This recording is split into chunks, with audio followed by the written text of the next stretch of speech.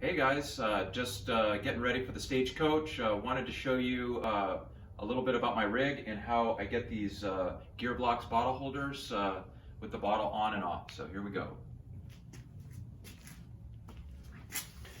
So got my 1 liter Magnum bottles. Basically just untuck the strap. It's double wrapped here. You just pull that guy back like so.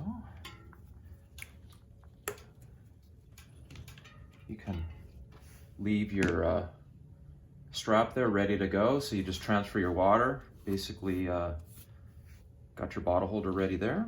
And then when you're ready to put her back in, just cinch it down and then tuck the strap back around.